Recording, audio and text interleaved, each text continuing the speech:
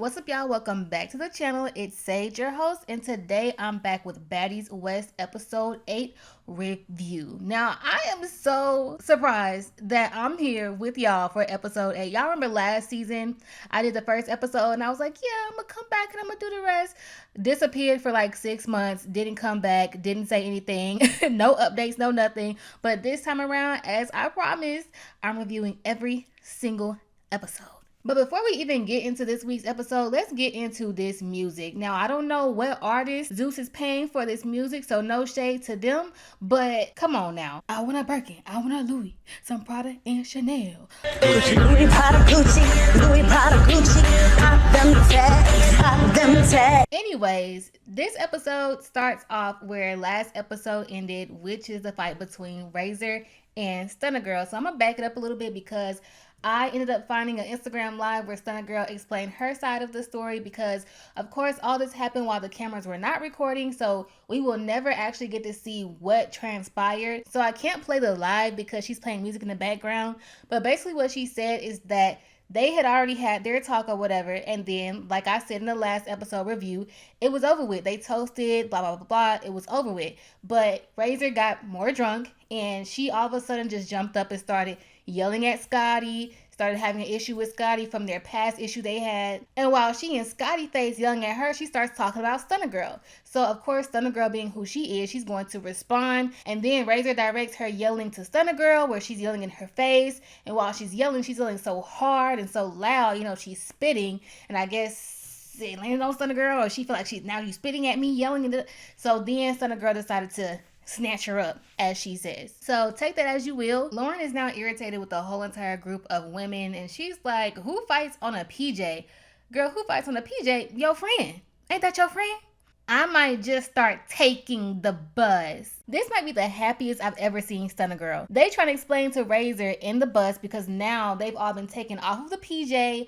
All the girls except for STUNNA Girl is taking their own sprinter. STUNNA Girl is putting her own sprinter. So in the sprinter with all the girls, they're trying to explain to Razor, like, you cannot be fighting on a private jet, which is the same as like a plane. You can't fight on a plane. So I know this is Razor's first time on a private jet, but girl, I know you've been on a plane before. So you gotta know, you can't just be fighting on planes and jets. You can't be fighting up in the air. Meanwhile, STUNNA Girl and a security guard in her sprinter, and she's going off about Razor yelling and spitting. Then she has the decency to tell the security guard that she's not trying to do the same thing to him. What a nice, thoughtful, church-going young lady. I get to the bag. I fly worldwide. Razor yelling and screaming in everybody's face. Know that breath smell like Casamigos. Lo ready to take her ass back to Texas. And this is where I have to keep my same energy that I did with Krishan, because just like they were babying Krishan, I feel like in this moment, they were kind of babying Razor too. I get trying to like soothe and comfort someone who's like super upset, or like, you know, maybe if she had got drunk and she was sick and just no, this is your second time drinking too much and acting a damn fool. There's no babying. Like, I'm not gonna be rubbing on your back and letting you scream in my face. At this point, if I was low, put me in my own sprinter. So meanwhile, on the Baddies bus, the girls finally get a hold of Rock via FaceTime. And she said something about she hasn't really been there. She's been MIA because something about going to court. So then the girls decide, after shaking their ass for 2 hours and 37 seconds, that they want to have a smoke and talk session. So Rolly starts talking about how she's always been alone in life, didn't have her parents. She had to go to a homeless shelter with her child before for 3 months, and that she suffers from depression and smokes to basically get herself through that.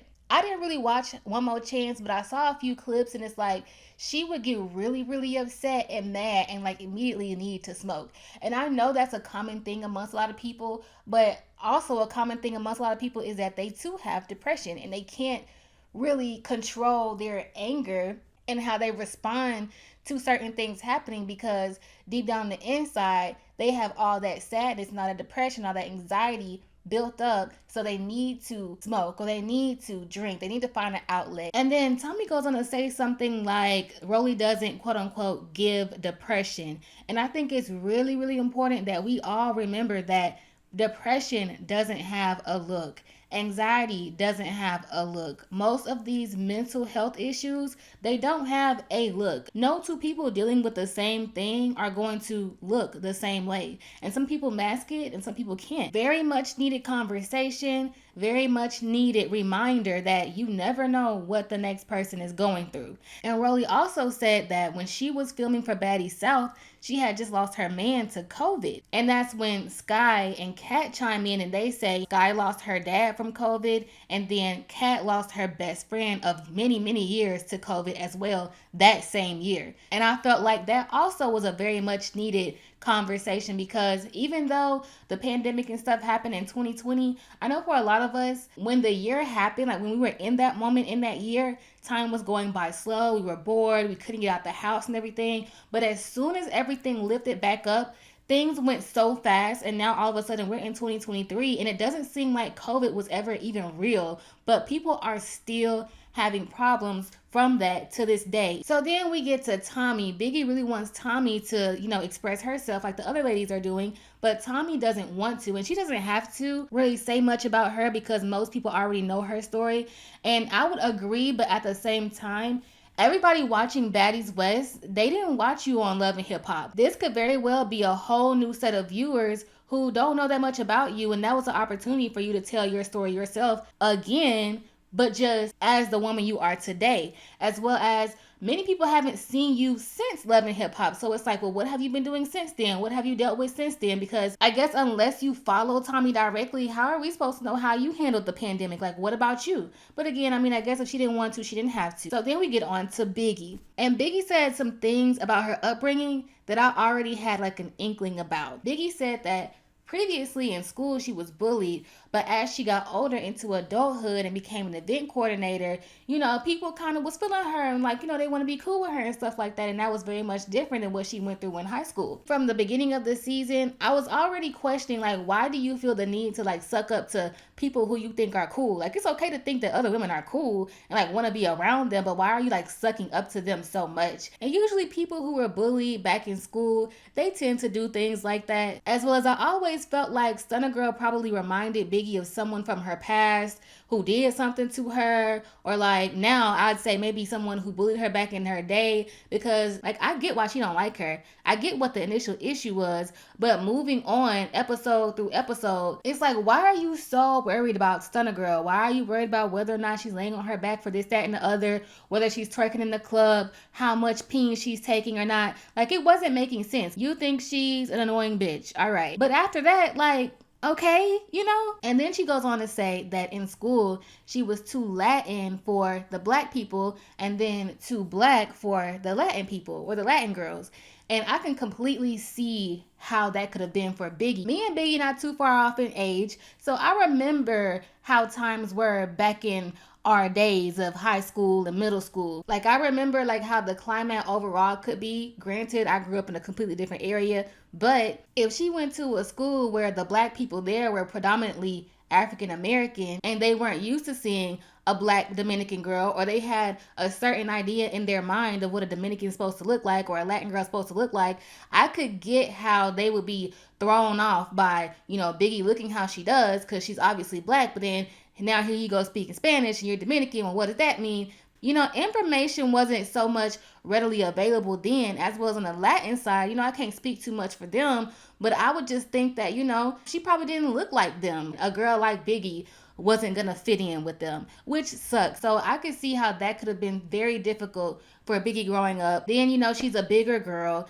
We know people can be mean as fuck. This is some decent content for this show, different than what we've gotten so far, and so I can appreciate it. So back on the sprinter, Razor randomly just ups and has a problem with Scotty, and now she gets to, why you sitting next to me, and doing all this yelling. Like, she sees Scotty and her eyes just turn red, like, bloop, I am Benny Yasha. So that was a whole little thing. Scotty had to move, which was just like, girl, why are you doing all this? Then all of a sudden, here we go with something else. Razor want to call Krishan about Stunna Girl, cause I guess ain't that her friend? Like, what's up with your bitch Stunna?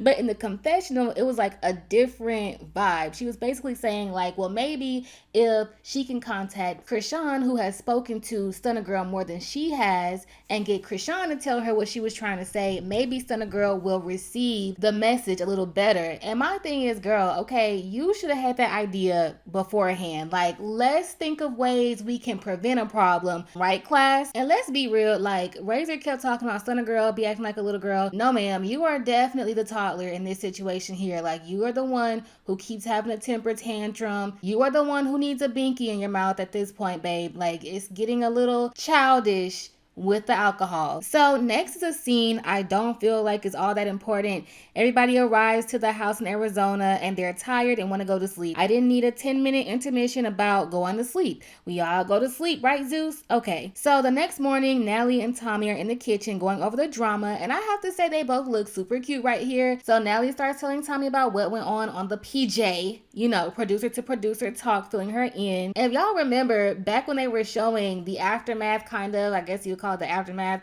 of Stunna Girl and Razor, Natalie was literally sitting down with her phone recording. So she shows Tommy that recording that she has, and I'm over here like, why we can't see it? Like, y'all surely showed us when Jonathan was hitting that boy with that chair. That was recorded on the phone. Y'all ain't above just showing us a phone clip. Go ahead and run that clip back for us to see. Oh, thank you. So then they start talking about Razor's drinking and how she turns up once she drinks. And Natalie says, look, if somebody else fights that night, that day, at the next venue, they are going home. No questions about it. And Tommy says, well, she gonna fight. Like, she gonna go ahead and tie her hair up because she ready to go home. I think there's a couple girls on this cast who are ready to go home. Legs and hips and body. So we have a meetup scene between Stunna Girl and Kat, where of course Stunna Girl's gonna fill Kat in about what happened on the PJ. I'm gonna start saying jet, because I don't know, I've never heard nobody call a private jet a PJ. How I've never heard nobody call it that. We gonna call it the jet. So Stunna Girl has to fill Kat in about what happened on the jet. Kat has to fill Stunna Girl in about what happened on the bus. But my God, Stunna Girl, take them lashes off. Now look, I'm all for self-expression, everything. You ain't gotta do everything how everybody else do it. Like, you know, fashion is of individualism. Yeah, I'm tripping today. Individualism.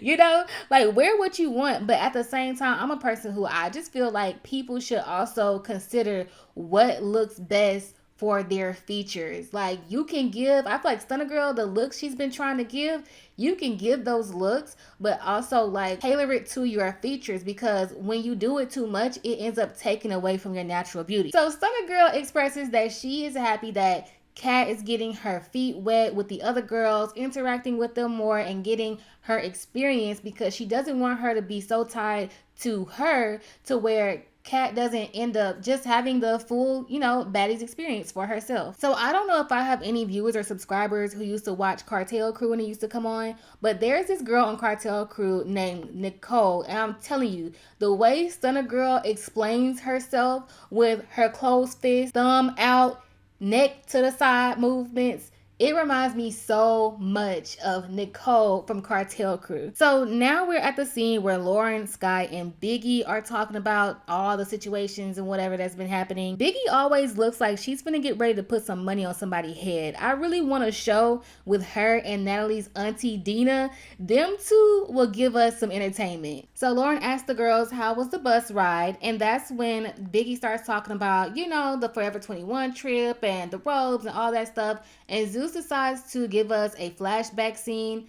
I don't know why. This was just last episode. Like, we remember, we were here last Sunday. We watched it. You showed it. We watched it. So now on to the next scene. We have Tommy and Razor, because Tommy and Natalie wanted to talk to Razor about her drinking. But before Natalie can arrive, it's just Razor and Tommy. So they're talking, and Razor looks so much like Black China right here. But Tommy's asking her about the drinking thing, and Razor says that, yeah, she's probably drinking to cope with the experience, but alcohol is not really a problem. But Miss Girl, it's a big problem. So Natalie finally joins, and she brings Scotty, because Razor be lying about not having an issue with Scotty. So they're trying to get that settled. Natalie starts saying Razor can't be drinking and acting like a wild hyena, because being a baddie, getting bookings, things, there will always be alcohol floating around. Like if you're gonna get booked to go to clubs and events and stuff, they're gonna have alcohol. You can't start drinking and get so drunk that you start acting wild and crazy. Like you have to think about yourself. You have to think about your businesses. You're a boss. Think about,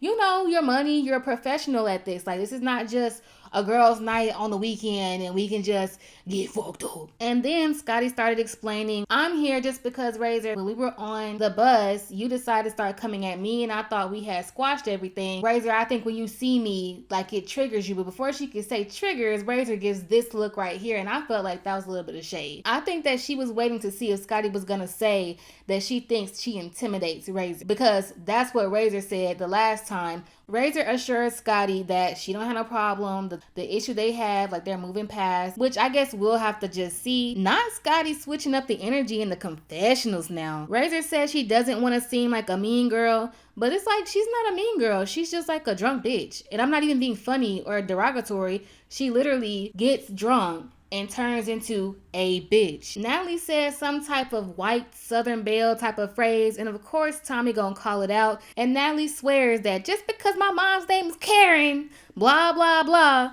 Natalie, it is okay. The tree is still respected as a tree, even if it bears both apples and plums, because at the end of the day, it still has brown branches and a strong trunk like the other trees in the forest. So now we get to the quote-unquote payday scene. So Natalie starts off with talking about how they have to get organized because they can't just be doing whatever whenever. Lauren, Sky High. So Razor says this is what she's been thinking the whole time, but okay, tell that to your friend. Lauren, you're always giving international, well-traveled, bougie, well-paid, well-taken care of, and well-mannered. And I think I speak for a lot of us here on my channel when I say we adore you, but leave that single in the studio until it's finished, okay? Stunna Girl can't perform because she has a fever, and Biggie says she doesn't have a fever. She's coming up off that lean, and she's withdrawing. Biggie, I could have sworn it was withdrawals, withdrawing. Am I tripping? Because if not, then Biggie, you just need to be quiet, sis. Anyways, now they have a schedule, they have it organized, and everything should go well for their booking that night.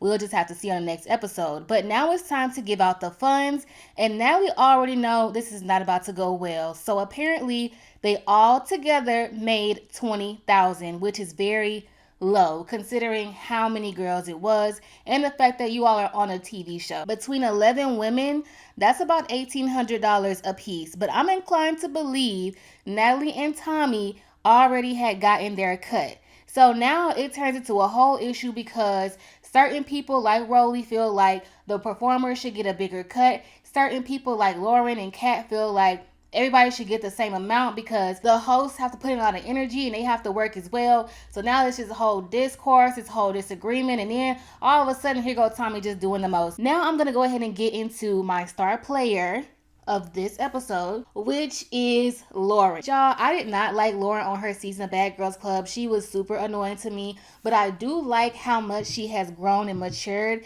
and she has shown just how mature and how much she has grown by how she is dealing with Razor. Me personally, I can't do it, but Lo has gotten to a place of peace where it's just like, things that aren't worth it, she doesn't entertain. As well as, even though I don't really agree with her on who should get paid more, blah, blah, blah, at least Lauren is not afraid to stand up for herself and what she thinks should be done, especially about her money. She's not going to just sit there and lay down and just be like, okay. And then also, she's been serving looks and good skin this whole entire season. So, this week's star player goes to Lauren. Hey y'all, welcome to episode 9 review. This Wednesday at around 6 or 7 p.m. Central Time, I will be doing a live stream about Baddies West. Just something fun for us to do because there's a lot of off-screen drama that's been going on and I told y'all we could get into it. So join me this Wednesday. I'll let y'all know what time later, but it'll definitely be this Wednesday night on a live stream. If I'm gonna be completely honest, this show is starting to annoy me. Now, if y'all don't know, I really stopped watching reality TV a while ago and just started back last year.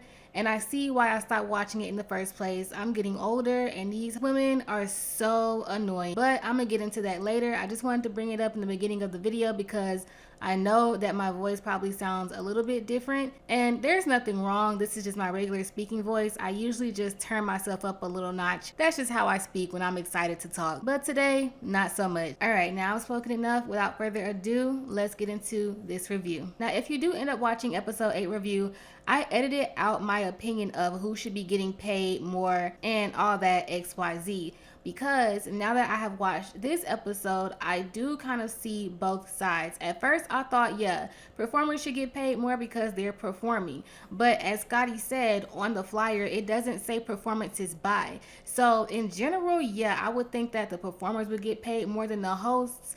And it's not really a performers versus host thing. It should really be the cast of Baddies versus whoever's making these flyers, whoever's doing the promotion thing, because the girls who are performing need to be listed and booked as performers, or else if y'all are booking them as a host, y'all are doing a disservice to them. I don't know why Tommy acting like that, but Kat looked like she was ready to get active, as STUNNA girl would say. So the performers do end up getting paid more. Like, they get paid $2,500 and the hosts get paid $1,200, which is pretty much nothing. Lauren's in her feelings about it, and she says that she pays $500 for her nails.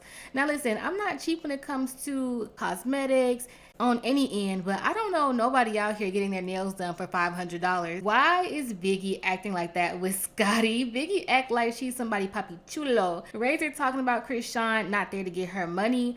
I don't know why Krishan is even on this season, but when it comes to Lo and Razor, at what point in life, at what point on this season did y'all ever realize that you need to mind your business when it comes to these girls, especially these young girls on this show? So as stated before, STUNNA girl has a fever, so everybody besides STUNNA girl is on the bus on their way to their hosting in Phoenix. All right. Now, one thing about Tommy, she loves her fans. Now, this actual scene was too blurry, but Tommy out here jumping in the crowd like Maroon 5, like Marilyn Manson, like Lil Uzi Vert, Krishan, Christopher Rock Malone. Baby, what is going on? Krishan looked faded and or tired as hell. She probably over Baddies at this point, and to be honest, I would be too. Biggie the flexer, Biggie the boss, Biggie the Dominican boss Barbie. Like, I don't even know why you girls bother at this point. You can tell Krishan loves performing her music. She looks cute. So Rolly is performing, and I guess some of the girls who they invited on stage got too close, and why is Tommy skippity papping? She done slapped one of the fans. It's not a vibe all the time. It's not a vibe this time. Tommy throwing bows, knocking fans off their toes. Rolly being all sweet in the confessional, talking about she wanted to give the fan a hug because she felt like she didn't deserve that. But girl, when you was on the stage in the moment, you was talking all that mess about the situation. Rolly does come off like a Sour Patch Kid. Like, first they're sour, then they're sweet. Okay, we got Blueface Baddie. Sky about to have a whole panic attack because the DJ equipment stopped working. Tommy gets mad because it stopped working on her set, and Sky is just going through it. You know what?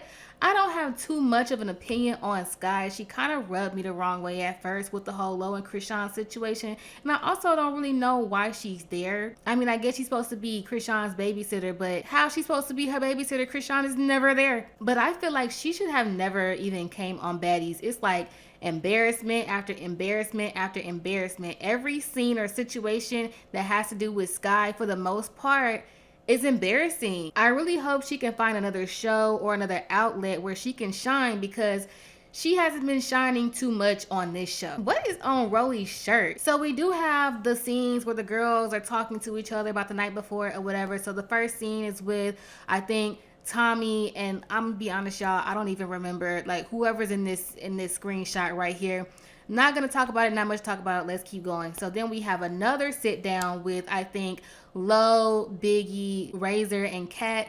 And Lo says she's about ready to fire Sky because Natalie actually told her to bring her own DJ equipment, but Sky is the one who wanted to just use the equipment that was at the club. So Lo feels like even if the equipment messing up wasn't Sky's fault, she should have been prepared and brought her own equipment. Like I said, embarrassing. So then our third scene is with Krishan and STUNNA girl. Krishan is narrating, and she said, "We talking about the bitches in the house. How they talk, how they be. Wait, what are we talking about? Now, Krishan, other than Kat, seems to be the only one who fully understands Stunna Girl because I guess she kind of went through the same thing last season, but unlike Kat, her and Stunna Girl are closer in age. So I want to know, do y'all think that the tone of the season would be a little bit different when it comes to Stunna Girl if Krishan was more in the house? So Krishan is telling Stunna Girl about how Tommy hit the fan, and she said that this is her crowd that she brought out. Now, Krishan, some of the other girls have fans too now.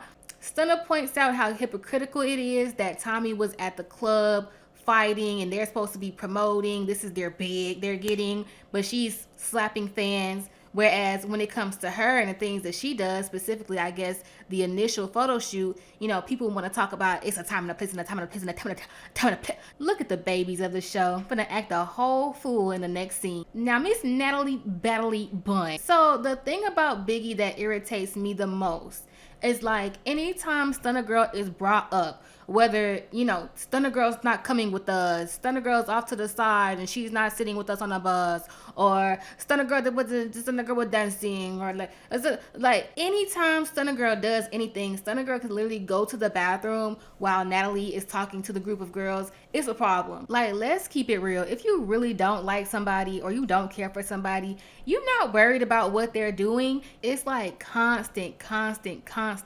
And if I'm gonna be fair, I will say that, you know, maybe production plays that up some because truth be told, we don't know who all said what in these confessionals. We only know what we see, but I can only go off of what I see. And from what I see, it's annoying. Cállate, muchacha. It's not that serious. Yes, Stunna Girl's dinner outfit choice is crazy, but so is Tommy's. Like, let's keep it real. So we're all in the bus and all of the girls are in the back of the bus and Stunna Girl is separated to the front of the bus. And Krishan brings up the whole situation between Stunna Girl and Biggie and how Biggie just kind of popped off on her a couple episodes ago. And so Krishan and Biggie are kind of like, they're not going at it, but Krishan is telling Biggie about herself. And what I find so funny is that even though Biggie's not liking what Krishan is saying, as soon as Krishan starts talking, Biggie upset. Biggie ready to go. She ready to get off the bus. Literally standing up trying to get off the bus. When it's Stunna Girl, you ready to pop, but let it be anybody else, you running trying to get off the bus. Lauren also feels like Biggie needs to let it go. And then Kat feels like, you know, well, since people are bringing stuff up, let me bring up something that I had to say as well. So Kat starts talking about how she really didn't like how at the last booking they had, you know, there was random fighting with people that they didn't know. She felt like that was putting her safety at risk because at the end of the day, you don't know these people that you're fighting. And it was kind of directed at Tommy because Tommy is the one who was fighting. So Tommy interjects and was talking about her respect and how she wasn't gonna let nobody just pull at her ankles or whatever the problem was. It was really just a situation where Kat felt away in general. She let it be known how she felt and we can't keep doing this. And at the end, the two of them ended up understanding each other, and that's how conversations are really supposed to go. So we arrived to the restaurant, and when the other girls get there, Stunna Girl's already sitting down at the table, which I was kind of confused because Stunna Girl was at the front of, like, everybody got there at the same time.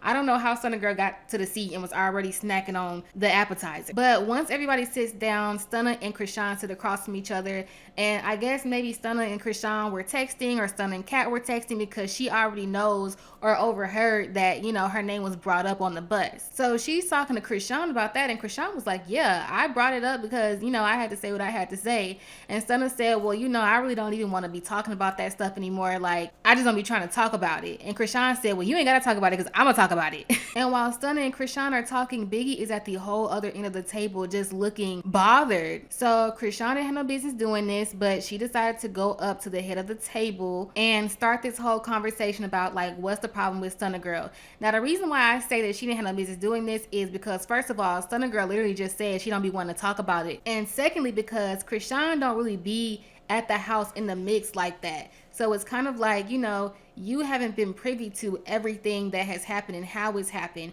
So it's really not your place to be trying to get up and start this conversation. Like, I'm sure she probably have heard things from other people, but you aren't there to experience the vibe of the house for yourself. And that's why, again, I kind of feel like the vibe would be a little different if Krishan was in the house, because she would have probably been brought this up and this scene probably wouldn't even happened or went this way. But I do commend Krishan for trying to be like a mediator, like trying to grow up a little bit and I guess try to do something about the ongoing issue. Biggie says basically that she's bothered because she don't like sitting at the table with girls she don't like or don't care for, because you can eat but just not at my table. Girl, this is not your table. You just got invited to this table. So now we're talking about how people be talking at Stunna Girl instead of to Stunna Girl, because Krishan, you know, like I said, she's at the edge of the table and Stunna Girl basically agrees, and she says that, like, basically the issue is not that y'all have criticism or constructive criticism, is how y'all give said criticism. And then things just get wild, because in this same talk, Krishan later says, okay, so nobody has a problem with Stunna Girl, and then Biggie gives a stank face, to which Krishan asks, you know, why the stank face? And that's when Biggie starts and she said, F her, I don't like that beat. And again, I feel like this is so unnecessary because we know that you don't like her. What was the point? Like, why are you taking offense to the fact that Krishan said nobody has an issue with Stunna Girl? Like, y'all have fought and fought and fought and fought. At this point, leave her alone. Then Kat tries to intervene and say, well, Biggie has a problem with Stunna Girl sneaking her, but technically she came back around and snuck Stunna Girl when she was talking to production, which, if we being honest, I wouldn't say it's more like a sneak. I would say it's like just Stunna Girl was caught off guard because, like, we already know kind of the backstory that she wasn't really thinking that she was coming up there to fight. She didn't even really know what they were coming up there for in the first place. Like, we already know that. I already told y'all that. Then Biggie says, well, we fought 2 more times after that, so if you still had a problem, why didn't you say anything? And again, it's not making sense. Like, Biggie's not making any sense to me. Like, am I tripping? Because it's like, it seems like Biggie is the one who still has the problem. Stunna says off camera Biggie had a whole different attitude, and Kat agrees. So for whatever reason, Krishan brings up Razor in the middle of Stunna Girl and Biggie going at it, and Stunna Girl was just like, I fought her because she was in my face for whatever reason, da da da. And here goes Razor like, well, I stayed calm during that interaction because I'm not, you see what I got on? I'm not about to be fighting in this restaurant. Okay, true, but why would you not have stayed calm? She didn't really say nothing crazy. And it's because, Razor, you know you wrong. You know when you get drunk, you know you be wrong. And then, you know, Stunna Girl's talking about how Biggie apologized to her off camera, and Biggie's like, no, she didn't. Okay, we can't attest to that. But then Biggie was also saying about how the reason why we fought is because you kept talking mess about mothers and stuff like that. When Stunna Girl brought up mothers, wasn't she talking about her own mom and telling Biggie not to talk about her mom? And then Biggie's like, I just let you talk and I didn't say anything. And then we get a flashback of Biggie definitely egging the conversation on. That's why this show is just so annoying to me now. It's just, I feel like Biggie is part of the reason, I'm not gonna put everything on her, but she is a part of the reason why the show has not progressed when it comes to this whole issue with Stunna Girl. Because you worried about the girl, you worried about how she's able to pay for certain things, you worried about her coot, you keep saying y'all came off the same stage. I guess Biggie feels like she should, I don't know what she feels like, but regardless of the stage that y'all was both on, it doesn't matter. You claim not to like this girl so much, but every chance you get, you talk so much crap about her. You all up under Tommy's butt, like kissing her butt cheeks. How are you gonna talk about somebody dressed in stripper clothes when one of the people dressed in stripper clothes is your friend? Then you up here lying about things that did or didn't happen and making it seem like conversations went in ways that they didn't go. And for that reason, like, just speaking as a viewer watching the show, I don't like Biggie's character. Like, at first it was just like, well, I don't like how she's handling the situation with Stunna Girl, but I'm sure that aside from that, I can get to know more about her character on this show, and I'll probably like her. She seems to be funny, she seems to be cool, which I still think Biggie has cool and funny attributes about her, but I don't like people like that. I don't like people who try to make things seem like it was different than how it actually was just because you're in front of a group of people and you want to come off a certain way. That's just not authentic. That's not a respectable attribute. Like, I feel like most of these women on this cast, whether you like them or not, you know, they're pretty much authentic to who they are, and that's very respectable. And let me just say, of course, it's not personal because I don't know her, because I know how y'all get in the comments, and I also have certain viewers on my channel that I know are